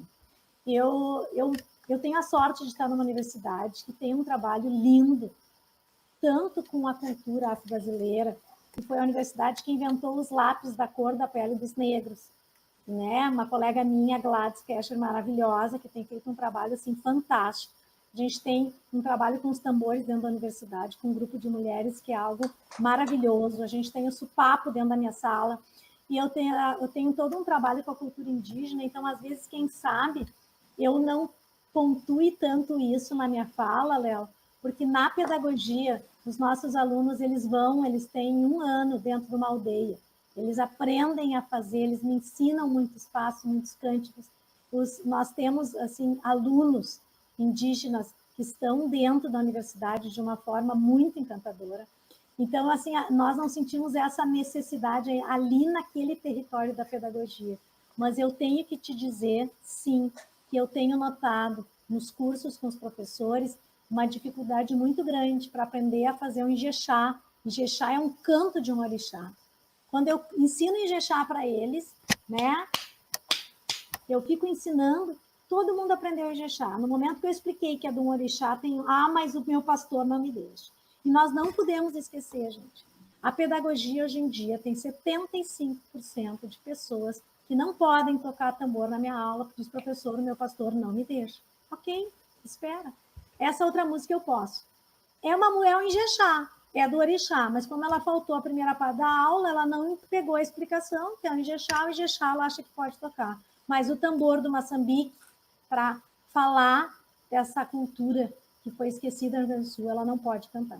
Então, são essas diferenças que eu acho que nos acometem, não só na universidade, mas nas pontes que a universidade vai fazendo com a comunidade. Eu tenho a sorte de estar numa universidade que tem o melhor projeto de música do Brasil, Unimúsica, coordenado pela Lígia Petrus. Né? Então, assim, nós temos uma universidade muito potente, ou tínhamos, porque nós estamos sendo cada vez mais sucateados, e temos, assim, muitas ações afirmativas de luta desse coletivo de professores, que na época que eu cheguei lá, que isso se instalou, isso já está há muito tempo sendo trabalhado, há mais de 20 anos. Desde 2013, é um trabalho muito intenso. E eu acho que nós conquistamos muito pouco, pelo trabalho e pela dedicação que os meus colegas têm tido. E nós, assim, da música, temos estado muito junto com eles, porque a gente está aprendendo muito, realmente demais, com cada um deles.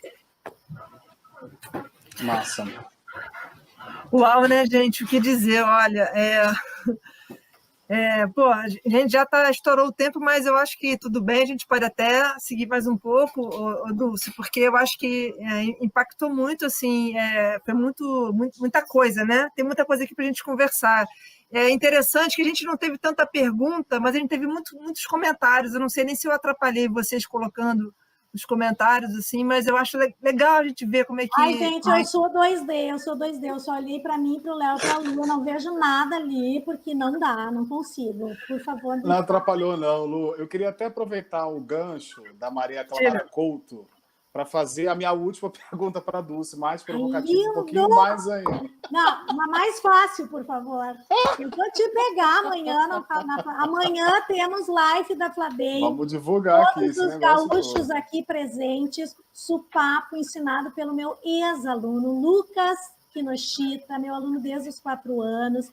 Eu quero dizer que eu me orgulho muito da minha caminhada, desses meus alunos, assim, que durante a pandemia me mandam, professora, fundei um canal no YouTube e escrevi umas músicas aqui. Aí eu penso, nunca imaginei que sabia escrever música, que achei que escrevia mal, o guri escrevia, tocava. Então, assim, aí tu vê, assim, esses presentes que a vida me dá, que é essa vida de convivência, assim, com essas pessoas. Vai, Léo, a tua última pergunta. Vamos lá. Vou pegar no gancho aqui na Maria Clara Couto e na Liliane Rodrigues Ferreira Jordão. A Maria Clara Couto pergunta assim: a professora Dulce Marta, sua fala é linda, eu concordo. Uma pergunta: como podemos usar os cantos? Ainda existem responsáveis que não aceitam certos tipos de cantos para suas crianças. E aí a segunda pergunta, que depois encaixo logo a minha: realmente nem todas as culturas musicais são reproduzidas na escola. Ainda há muito impedimento por causa dos familiares dos alunos. Há muita rejeição. E aí a minha pergunta, né, vai muito nesse lugar, porque eu acho que esse é um ponto, né, de tensão, mas ele é realmente um ponto de flexão para a gente poder pensar em estratégias, em táticas, em possibilidades para poder pensar uma extensão. Né? Porque muitas vezes a gente também pensa o lugar da escola circunscrito nesse lugar escola. A escola é o nosso cotidiano, né? É quando a gente pega um ônibus, é quando a gente vai no banco, é quando a gente vai no supermercado, é quando a gente está assistindo uma novela. Enfim, são processos muitos, né, que se dizem, que coadunam, né, com essa ação educativa como um todo.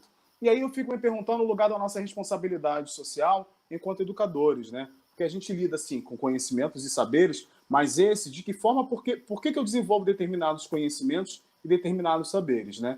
Para pensar a formação humana e o desenvolvimento humano desse indivíduo, seja ele da educação infantil, na educação básica nos anos iniciais, finais, ensino médio, educação de jovens e adultos, formação superior, pós-graduação, ou seja, a coisa toda que lida com a ação educativa, né? E aí, a minha questão, junto com a das duas que eu coloquei o nome aqui, é para a gente poder pensar, e eu fico sempre colocando, mulher, trabalhei durante muitos anos com formação de professores pelo Brasil inteirinho, e essa era a mesma questão e essa era a mesma tensão. Primeiro de tudo, eu acho que é considerar que a gente vive um Brasil colonial. Ele não é... A gente não saiu do colonialismo ainda. Parece que muitas vezes a gente está lá no ano de 1500 ainda. Então, o primeiro ponto com a nossa responsabilidade social é compreender essa questão. O segundo ponto, né, que eu queria colocar é esse lugar, muitas vezes, quais são as táticas e estratégias necessárias para a gente romper com essas estruturas que estão, muitas vezes, em lugar da intolerância religiosa, que tocar tambor é música de macumba, né? Muitas vezes, eu estou colocando um exemplo muito esdrúxulo, porque eu acho que a gente está com um debate muito avançado, né? Há 132 anos após a abolição da escravatura, e muitas vezes parece que a gente ainda está lá, né? Então, qual a nossa responsabilidade com esse lugar enquanto educadores? Talvez é pensar a formação desses pais. Às vezes dá trabalho, somos professores. Ninguém disse que seria fácil um dia, né? E ao mesmo tempo também não é difícil. É nosso exercício como educador, educar por completo, educar por inteiro, educar pela expansão das ideias e do conhecimento que muitas vezes estão retrógrados. Há um ano de 1500, parece que a gente ainda está na descoberta do Brasil. E aí, caminhando já para uma pergunta mais específica, né? Como é que a gente pode pensar essa ação educativa expandida que começa na sala de aula e vai para dentro das casas, ao mesmo tempo também se retroalimenta, porque hoje em dia eu digo que não dá mais para poder pensar só ação educativa daquele que está em sala de aula com a gente. A gente tem que pensar como é que a gente entra, como é que a gente invade as casas, as residências dessas pessoas. E de que forma, atrelado a isso, a gente pode sim fazer um trabalho para além de um real lugar de apropriação cultural, que muitas vezes a gente cai nesse estigma de apropriação cultural, utilizando os signos muitas vezes esvaziados dessas culturas, desses saberes e desses conhecimentos que não são cartesianos, né? Muitas vezes a música que eu canto está conectada a uma sensibilidade, está conectada a um lugar de conhecimento, está ligada a uma essência significativa e singular minha. E, por último, como é que, a partir de uma responsabilidade social que é descrita nas nossas diretrizes curriculares nacionais para a educação básica, como eu posso, de alguma forma, utilizar do espaço educativo, da aula de música, da ação pedagógico-musical para o combate às estruturas, muitas vezes aí dominantes do que a gente vê, do machismo, do racismo, da intolerância religiosa, da discriminação racial, da homofobia, da LGBTfobia e de outros signos totais. Eu acho que é um combo, pergunta aqui, com muitas questões que lidam com o lugar da responsabilidade social do educador. E da educadora e do educador. Eu acho que tem algumas questões super importantes para falar. Eu penso que eu sou responsável pela formação dos pedagogos, e é aqui que eu me coloco.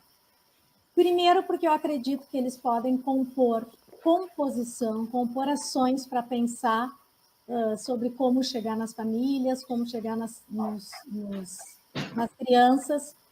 E a minha tarefa é pensar como ampliar essa escuta no sentido de nutrição.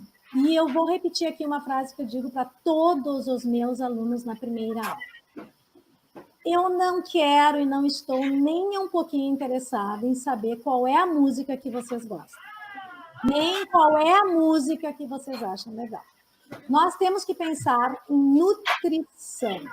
Quando a gente vai para a escola, a gente... eu odeio feijão, só como feijão sem caldo, arroz com isso. Bom, ninguém fica se perguntando o que é uma alimentação de qualidade. Escola é lugar de alimentação, de nutrir a qualidade. Então, quando eu estou pensando em escola, quando eu estou dando na minha súmula de disciplinas, pode ter um aluno, e aí vai entrar uma coisa que falta para a pedagogia, que falta para a música e falta para o humano. Generosidade, que a professora Sandra Richter me ensinou. Humildade e conexão. A guria que não quis tocar tambor era a minha melhor aluna da apresentação do Moçambique. Ela que melhor tocava e a que eu não gostaria que saísse da apresentação, porque ela tocou tambor, os ritmos de tambores que eu fiz introdutórios para introduzir o Moçambique, a guria era um desbunde. E a guria chega e não quer tocar o tambor, é uma decisão dela, é um caminho dela. Eu estou falando de uma educação pensada enquanto democracia. Eu não acho que é pela agressividade que eu vou convencer. Eu sinto que a gente tem mais problemas com os pedagogos e com o pensamento pedagógico capitalista, que começa no presente que eu tenho que dar de Natal para as crianças, esse capitalismo colonial e patriarcal que está lá enraizado numa classe que ainda não entendeu que política é pedagogia. e que cada ato meu é um ato de resistência. Então, assim, ó, se me pedem, por exemplo, eu sou uma pessoa que eu não sei fazer nada de materialidade sonora, Léo. Eu não gosto de fazer tamborzinho, não gosto. E acabei encontrando um luthier maravilhoso que apaixonou, porque as professoras queriam uma materialidade para começar a se colocar na música. Se o projeto tivesse sido pensado só por mim, sem a escuta daquela comunidade, eu te juro, eu adoro percussão corporal, seria outra coisa. Eu tive que trilhar um projeto que eu tive que aprender. Hoje eu faço tambor sem problema, hoje eu sei fazer várias coisas que eu não saberia, porque o Augusto me ensinou, porque os professores me ensinaram, se entregaram àquela plasticidade, que para mim ainda é um caminho difícil. Então eu fico pensando assim, ó, eu tenho que pensar em nutrição, quando eu penso em música dentro da escola, e eu acho que o pedagogo, ele tem que entender que são todas as músicas da música. Não é a música que ele gosta, mas ele precisa oferecer o cardápio sonoro. Por esse motivo, nós fizemos o Instagram, e eu sempre tive muita dificuldade de impor um modelo, um exemplo, botar uma música, porque eu acho que tu impõe um jeito de ser. Mas eu me dei conta que, na verdade, como a mídia, o Bolsonaro ganhou porque os fake news e os WhatsApp funcionaram no Brasil. E as pedagogas funcionam em cima do que elas recebem. Eu recebi essa música tão bonita.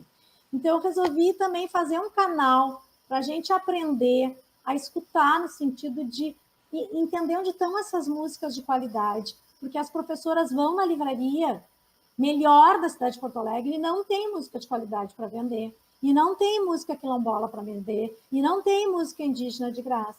A universidade está construindo esse material há mais de 20 anos, um material bonito, bem feito, disponível gratuitamente, mas a gente ainda precisa divulgar esses trabalhos. A gente ainda precisa vencer esse pedagogo, que ele entenda quão importante é a educação para todos nós. Uma educação que não passe por esse ideal conservador que a gente vem. Cada nova lei do ensino de música, a gente está sempre apegado a isso, ou é para política, ou é para criar disciplina, ou canto coletivo. Tem gente que...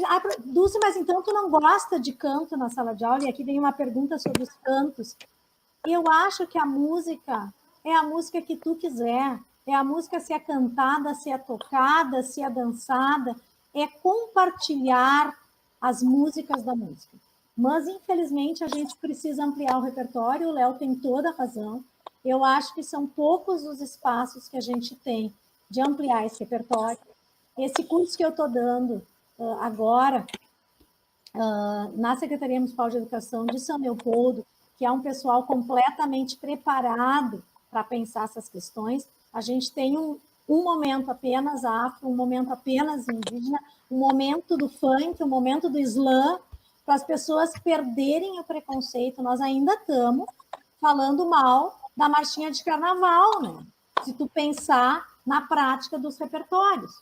Mas é o que temos, é a realidade com a qual trabalhar. E eu só tenho encontrado pedagogos muito entregues à música em sala de encontro. Eu nunca encontrei uma pessoa que, sei lá, eu nunca tive assim um desafio na sala de aula que fosse maior do que fazer música juntos. Então, não posso também te responder, eu nunca senti, não deixei esse preconceito acontecer, e eu acho que todos nós merecemos um espaço de fazer escolhas, porque se a gente está pensando que o professor e o pedagogo vai fazer as escolhas, ele tem que fazer as escolhas dele. Só que as músicas que ele vai colocar na escola não são as do gosto dele, são as músicas que os alunos precisam aprender a escutar, para escutar justamente esse deslocamento. Gente, tentando dar algum encaminhamento, porque se deixar a gente vai embora, né? Estou quase abrindo uma cervejinha aqui para... Coisa boa! Me convida, nem chama os amigos, poxa. Eu vou pedir para o Léo falar um pouquinho dessas ações do Fladem Brasil, porque a Dulce tocou na questão que é fundamental, né? Que a gente trocar ideia, a gente não vai resolver nada de uma hora para outra, a gente precisa conversar muito, a gente precisa falar muitas vezes a mesma coisa, né? Até porque a formação se dá dessa forma, né? Em espiral, a gente tem que você falou em educar os pais, né? Trabalhar com os pais, trabalhar com os alunos, trabalhar com a gestão, se trabalhar, né? Então, mais uma vez aqui, a formação continuada, os espaços de formação continuada, de todas as formas, inclusive essa que a gente estamos aqui fazendo, né? Então, eu queria que o Léo falasse um pouquinho dessas ações do Fladem, que foram tão impactantes para mim. Eu não sei se é uma coisa de geração, que eu vim de outro lugar, e assim, isso tudo, a forma, não é só o conteúdo, o que vocês trazem, mas a forma tão direta, tão objetiva, isso está me fazendo tão bem, está me educando tanto, que eu queria que você falasse, até para o pessoal que está falando aqui, eu quero mais, quando vai ter outro, o Fladem está fazendo direto. Então, basta procurar nas redes, né, Léo? Então, fala um pouquinho, por favor. Sim, sim. Eu vou até colocar uma mensagem, Lu, só antes de começar a falar aqui no YouTube, só para a galera poder conhecer um pouquinho os canais da gente, e já começa a falar. Aqui, 1, 2, 3, e já... Eu vou aproveitar e só falar uma coisinha que eu esqueci, que era o finalzinho da questão. Por favor. Eu acho que a gente, enquanto Base Nacional Comum Curricular, nós conquistamos um espaço muito importante para a infância. A educação infantil não prevê objetivos e disciplinas fragmentadas. Nós conseguimos colocar na Base Nacional Comum Curricular os campos de experiências e os direitos de aprendizagem, que exigem esse pedagogo que circule entre as dimensões linguageiras do corpo, entre essa potência de ser.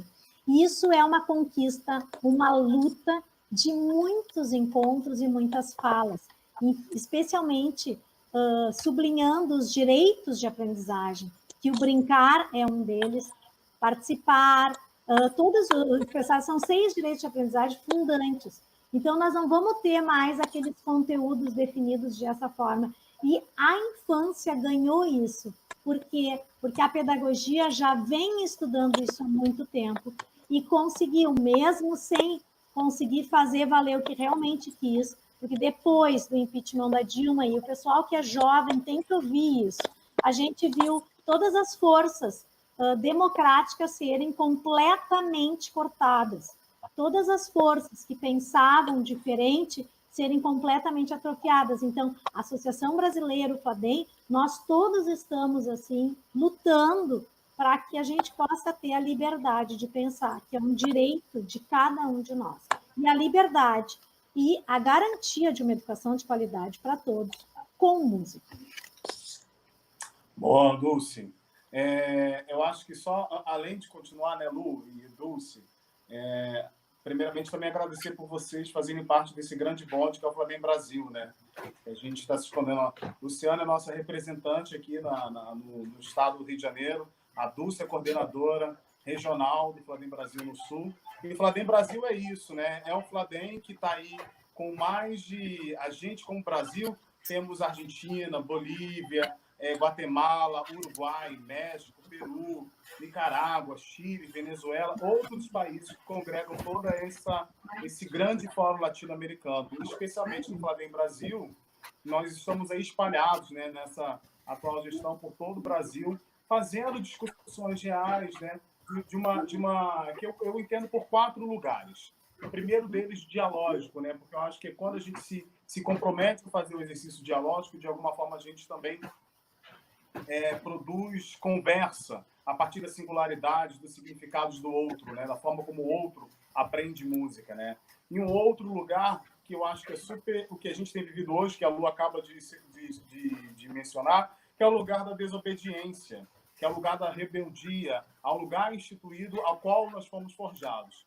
Um outro lugar é real da decolonialidade, ou seja, desse lugar contra-colonial, da estrutura que é ainda o Brasil, né? Que muitas vezes massacra, assassina, sedimenta a vida de muitas pessoas em detrimento de uma cultura do privilégio. E, por último, o lugar da democracia, como a Dulce bem mencionou agora há pouco, né?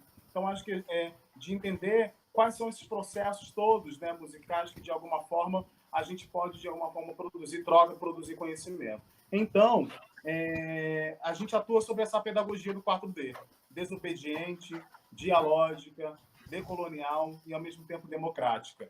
A gente tem realizado aí nesse percurso de pandemia, né, e, ao mesmo tempo, também entendendo, né, e já, desde já, aqui, mais uma vez, desde já, aqui também, lamentando, né, pelas vidas das pessoas que se foram até agora, em detrimento de uma irresponsabilidade, em primeiro lugar, do nosso atual governo, ao mesmo tempo também pelo Ministério da Saúde, que a gente vê quem é o Ministério da Saúde hoje. Então, queria colocar esse ponto também de flexão aqui nessa nossa conversa, né?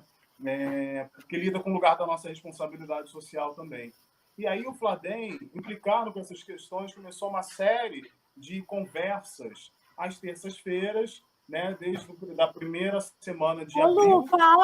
Léo, fala que ele já vem, agora fez isso, mas já vinha, tem que dizer que é uma caminhada, né? Sim, sim. Desde a primeira semana de abril e, ao mesmo tempo, também depois com ações pedagógicas a partir de uma convocatória que acontece aos sábados às 10 horas da manhã, na página do Fladem Brasil, no Facebook, que vocês podem acompanhar, que a Lu já trocou com vocês. É bem interessante de pensar que o Fladem ele tem uma trajetória nesses países, né, desde 1995. Ou seja, já tem aí o seu percurso, né, que daqui a pouco a gente está chegando aí aos 30 anos, né?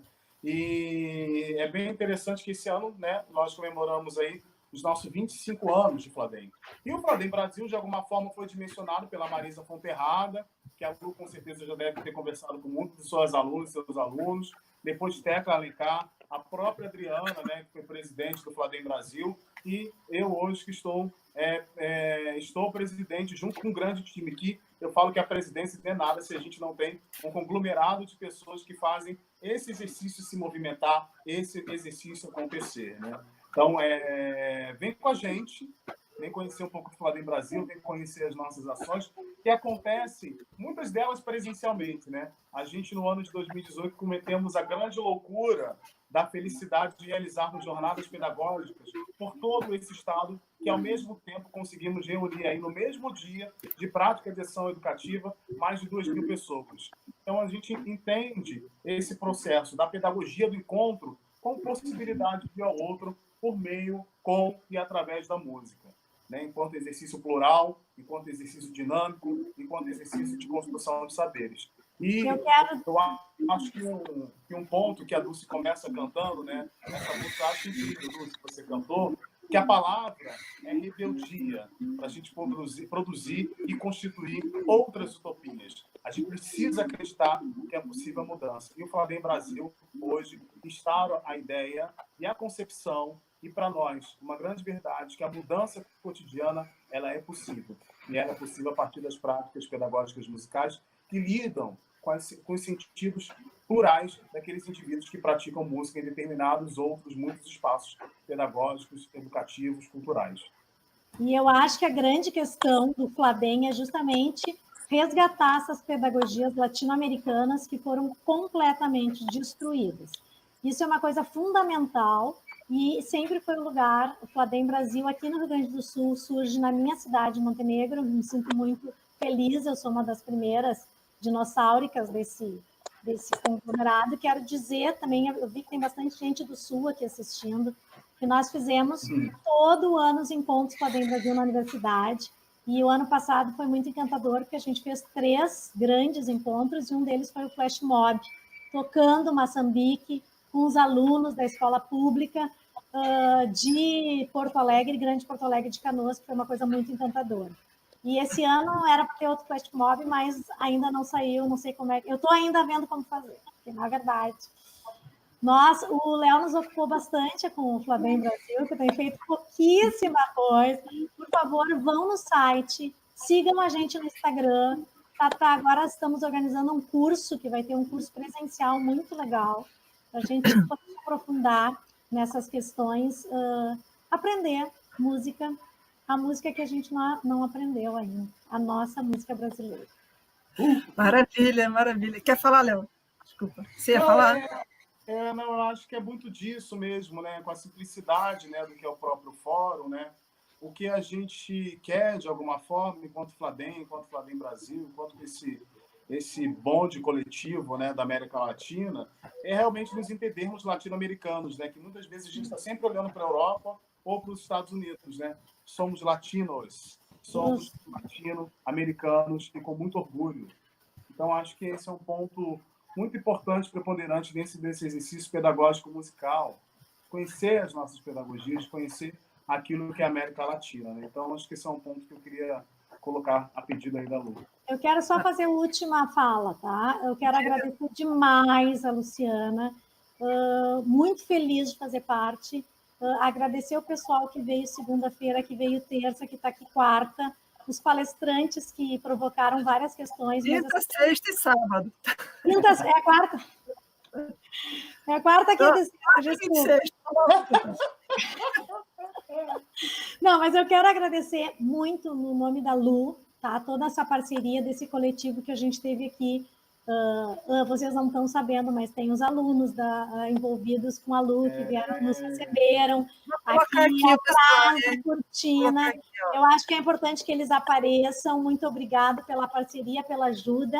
Eu quero dizer que tu já está uma youtuber, Lu, que eu estou votando em ti, que eu vou seguir.